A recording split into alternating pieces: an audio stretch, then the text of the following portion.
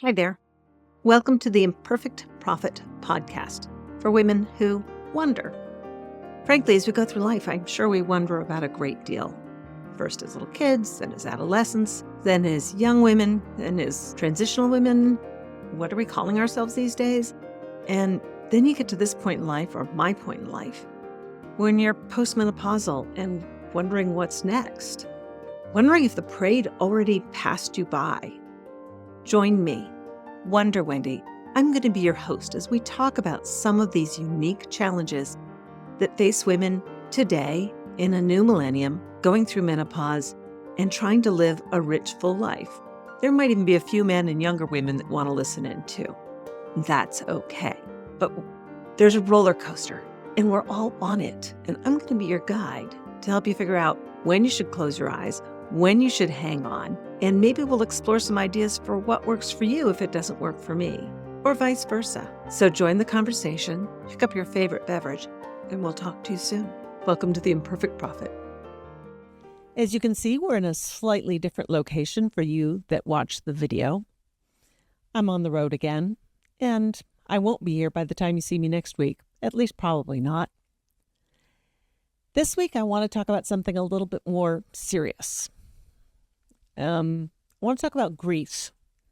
I know it's not the most cheerful topic that I've opened a podcast with, but grief is part of the human experience. And honestly, I don't think we talk about it enough. Because to grieve, you first have to lose something that you care about. And most of us spend a lot of time trying not to think about that reality. Grief is on my mind because just before Memorial Day, a friend texted me to let me know her husband's long struggle with cancer had come to an end. Included in the message were the details for the funeral and the reception which would follow. Whew. She asked if I thought I might attend because there was a caterer for the reception and she needed to give him some numbers. Now, if I'm going to be completely truthful with you, I wanted to say no. Not because I didn't care, not because I didn't want to support her, but because, honestly, funerals are hard.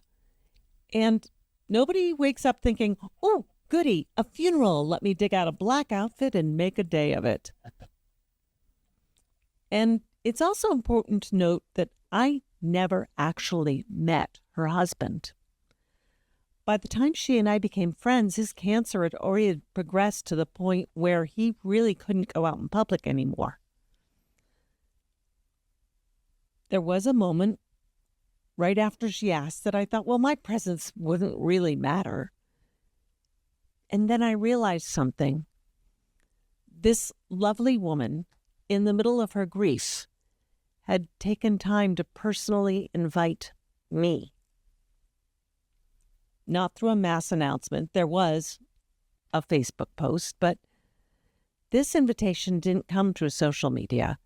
She reached out personally. And as I reflected on that, I knew that I needed to go. Bucket listers, we've talked about getting out of our own way before. Just last week, I said how easy it is to dismiss experiences by saying, well, that's not really my thing. But going to a funeral is different. This is about deliberately walking towards something painful because another human being needs you there. Walking yourself directly into something that could hurt your heart on purpose is a whole different level of getting out of your own way. And trust me, there were plenty of reasons I could have used to talk myself out of going. I didn't know the deceased. I had never been to an Arizona funeral before. I didn't even know exactly where the cemetery was. It was already incredibly hot outside, and the entire service was going to be outdoors. Well, you get the idea. So many reasons, let's say excuses. A long list of reasons to stay home, and only one reason to go. My friend had asked me to be there. The morning of the funeral, I stood in my closet trying to figure out what people wear to grieve in the Arizona desert. And I ended up choosing something somber enough for a funeral, but practical enough for the weather. Long sleeves and a hat were a necessity, just in case I ended up standing in the sun. I got there, and I suddenly realized it was the Friday before Memorial Day. And this was a military cemetery. Now, in my mind, cemeteries are usually quiet spaces, still, and not much going on. I assumed I would just drive in, find the small gathering for the funeral, and quietly make my way over. Instead, there were flags everywhere. Cars were moving back and forth, movement in various locations, people visiting graves ahead of the holiday weekend. And almost immediately, I felt that all too familiar fight or flight instinct kick in. Yeah, I get it too. And for a second, I genuinely considered turning the car around and going home. But I didn't, because I had told her I would be there. So I drove slowly through the cemetery, trying to figure out where I needed to go. And once I finally found the right spot, I sat in my car for a second before getting out. Just breathing, staring out across the landscape, which, despite all the flags, after all, it was Memorial Day weekend and this was a military cemetery, still felt strangely bleak to my northeastern mind. Where I grew up, cemeteries were vast meadows of green punctuated by old tombstones or new tombstones. But either way, it was almost always lush and green. The older the cemetery, sometimes they were overgrown with green. But this was a desert. Flags pressed. The flags were moving gently in the wind, but there were markers even with the earth. There weren't a lot of raised monuments. Now that I think about it, I don't think I saw any. It's so different from the cemeteries of my childhood. Anyway, funerals always feel like crossing the threshold into another reality. You know, outside the gates, the world is still humming along with ordinary activity. School, work, errands, dusting, buying groceries, answering emails, complaining about traffic. And meanwhile, I'm about to walk into a place organized entirely around the fact that someone beloved is gone. As I approached, I scanned the crowd, hoping I might recognize someone, but at first I didn't. Then a gentleman walked up and greeted me by name, and I felt this instant wave of relief move through my body. Not because I couldn't survive being there alone, but because grief is disorienting. And there is something profoundly comforting about seeing familiar eyes in the middle of all that disruption and strangely disquiet. Something that says, you aren't alone in this moment means everything. Now, by the time I arrived, the seats were already filled. There weren't so very many of them. And little groups clustered together beneath the shaded shelter where latecomers stood quietly along the edges. There was a narrow sliver of shadow off to one side, but it needed to remain clear for the military honor guard to get in. So I stood in the full sun. Grateful I had dressed for it. You know, Arizona in May, and it was high 90s. Not as bad as it can be. Actually kind of pleasant because, you know, it's a dry heat. Despite the dryness of the heat, I could feel the sweat beading and trickling down my legs as the service began. But once the military honors started, none of that mattered anymore. None of my personal discomfort mattered anymore. There is something about military funerals that reaches directly into my chest every single time. There's a precision to it. There's a ritual and certainly a quiet dignity. Because there was only a small box of ashes instead of a coffin, the flag arrived already folded and then was carefully unfurled and fastidiously folded back into that signature triangle shape. The gloved hands of the Navy service members moved with absolute precision, never allowing a single wrinkle or lump in the fabric. And then the lone cornet began playing taps. That song always undoes me. Always. Even when I'm trying to hold myself together. Even when I'm simply visiting Arlington National Cemetery and don't know the deceased. When I hear the sound of taps echoing across the land, it still catches in my throat every single time. How is it that that one solo reaches directly into the human heart? Here's the strange part. I found myself instinctively bracing for the rifle volleys because the last time I experienced full military honors was at my father's funeral. And I remember how quickly those shots shattered me. 1 second I was composed. In my case, my dad was in his 90s. He'd lived a really remarkable life. And my mom had predeceased him by a few years. He was ready. He was ready to go.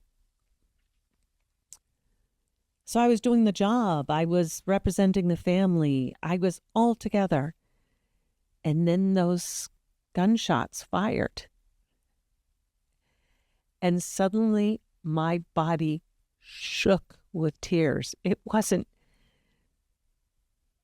Every inch of me shook as the tears poured out of my face. I still don't fully understand why those sharp cracks echoing across the cemetery seemed to split something open emotionally. But this time they never came. I meant to ask why when the opportunity presented itself, but the question drifted away before I ever found someone to ask. Throughout the military honors, I could hear my friend crying somewhere ahead of me in the crowd. And I understood why. Her husband had been taken way too soon. They'd had glorious years together. And as the officer presented her that folded flag, I watched her body cave over it and cradle it. In that moment, I felt completely connected to her grief because I remembered receiving the folded flag from my father's coffin. I remembered the weight of it in my hands. I couldn't see her clearly through the people gathered around her, but I could hear her.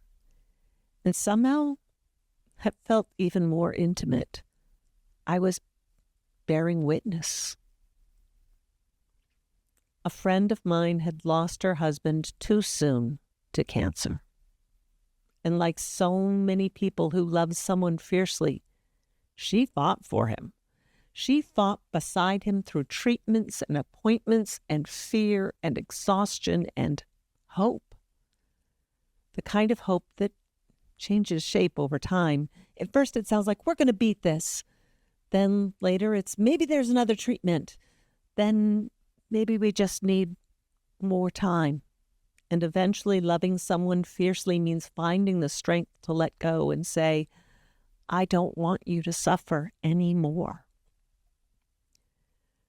She shared the story of their journey together after the military honors concluded. At first, her words came slowly, halting and choked with tears. And then one of the large photographs of her husband tipped over in the wind. She laughed through her tears and said, "Oh, he would have hated that photo." And the whole crowd laughed softly with her. Then she explained that she had chosen the photo she knew he'd hate because it captured the vibrant, vital man he had been before cancer ravaged his physical strength. And somehow that moment, the tears, the laughter, the honesty of it all made me realize that attending the funeral was actually a gift she had given me, not the other way around. Then she returned to what she learned about holding on and letting go. She said that as long as she kept fighting to hold on to him, he stayed. But the moment she finally told him it was okay to go, he died only a few hours later. She talked about how the hospice workers had gently guided her through those final conversations, how they shared a 4-step process with her. First, thank him for everything he had done. Second, forgive him for whatever had gone wrong over the course of their life together. And third, ask for his forgiveness. And at that point, she chuckled again and admitted she hadn't always been the easiest going person, which most of us can attest to.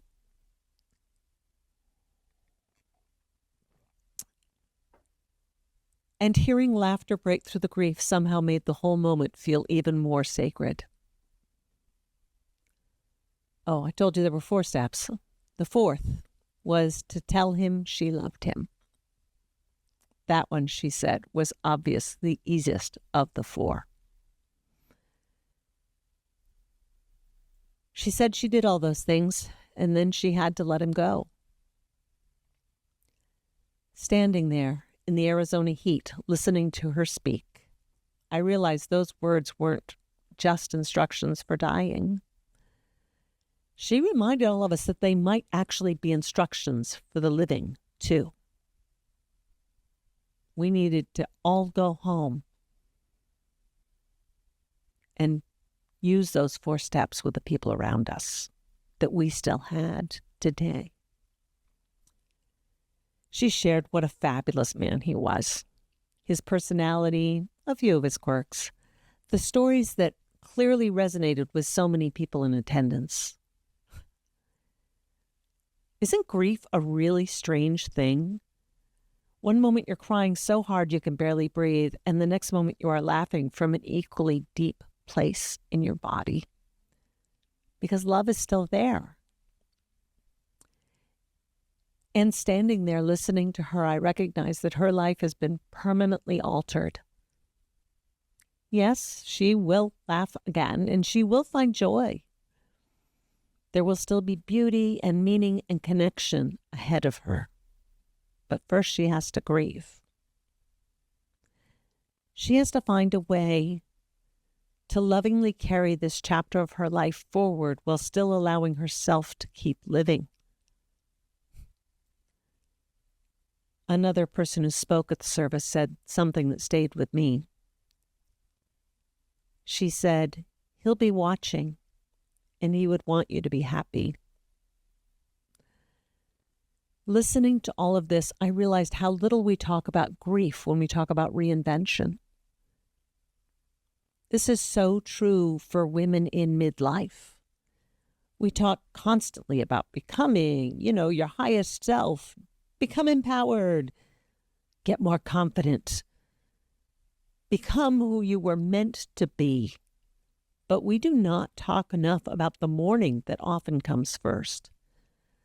Because reinvention almost always requires letting something go, and maybe you're going to grieve for that thing.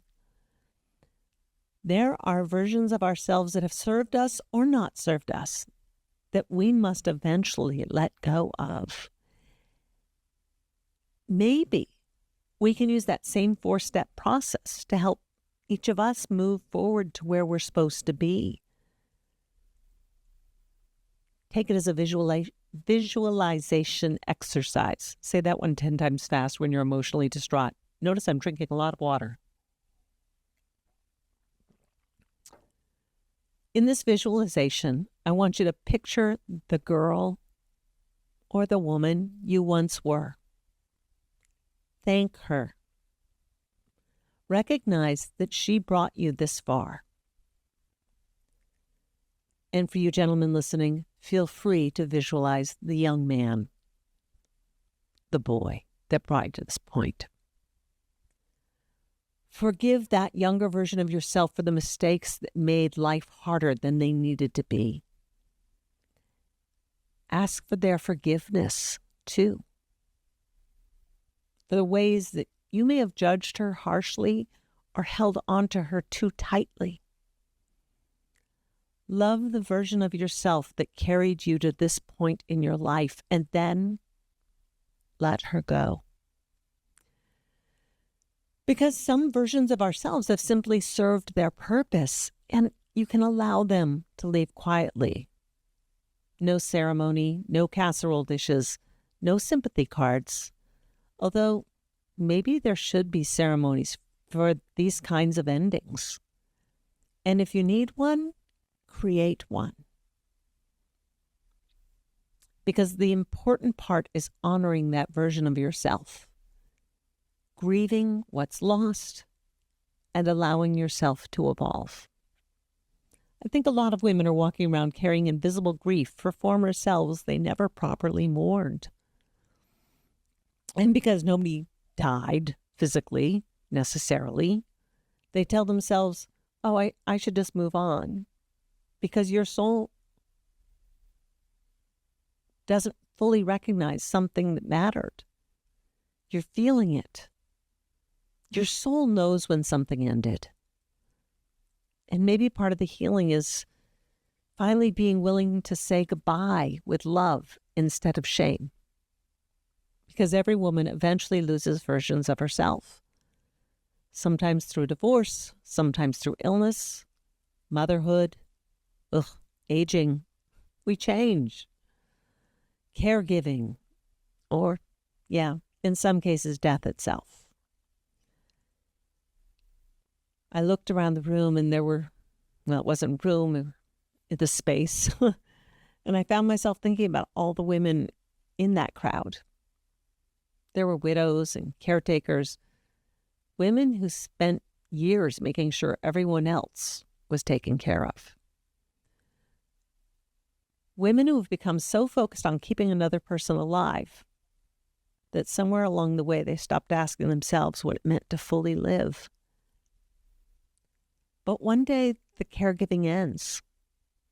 The appointments stop, the medications stop, the need for constant vigilance stops.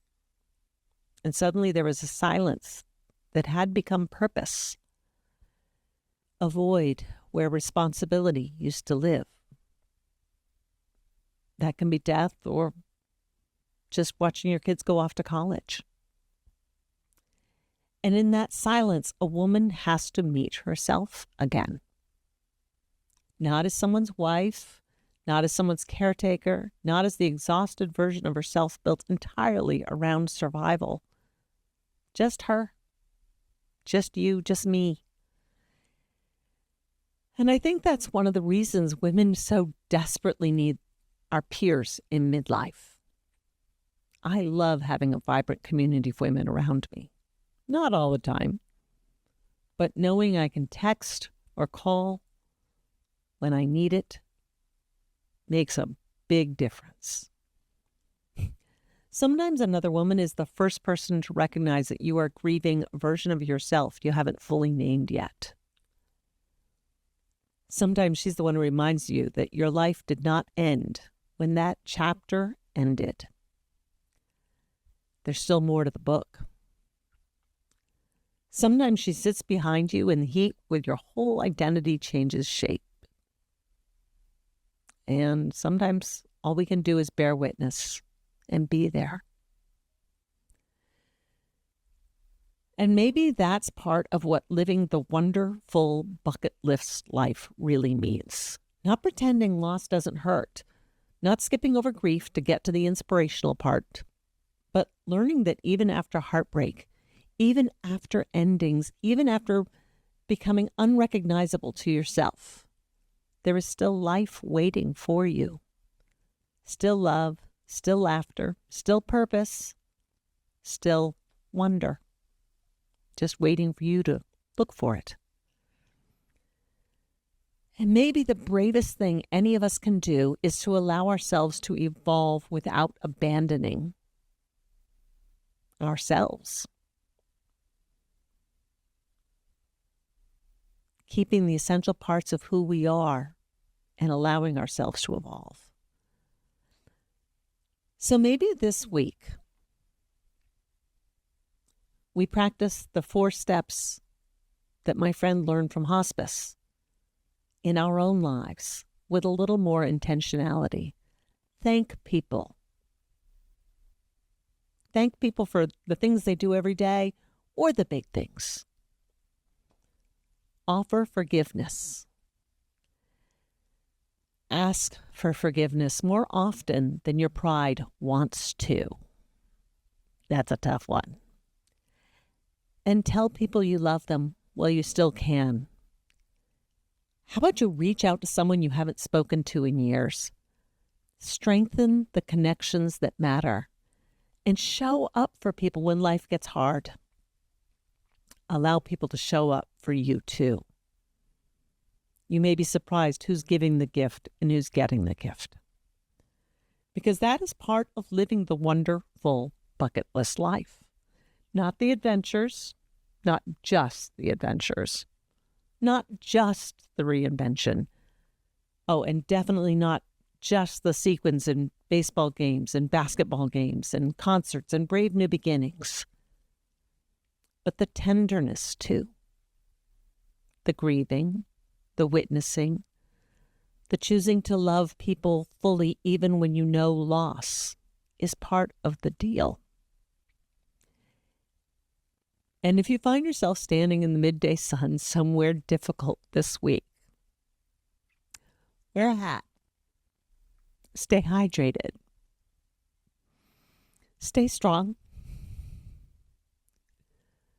But allow yourself to be tender too. And as always, if this episode meant something to you, please share it with a friend. I'm Wendy, and I'm so grateful we get to share this journey of becoming together. We'll talk again next week. Like what you heard here today? Then we should be friends. I suggest you join my Facebook group. It's a good way to connect. We can have a conversation. Ask me questions, whatever you want to do. It is called the Wonderful Bucket List Life. That's Wonder-Full Bucket List Life. Be a bucket lister and join me on this adventure. Or you can go to my webpage, which is Wonder Wendy and Friends. Join the mailing list, learn about the book I wrote, adventures that are coming up in the future, and other podcasts. I look forward to talking to you soon, and stay hydrated. Have a great day.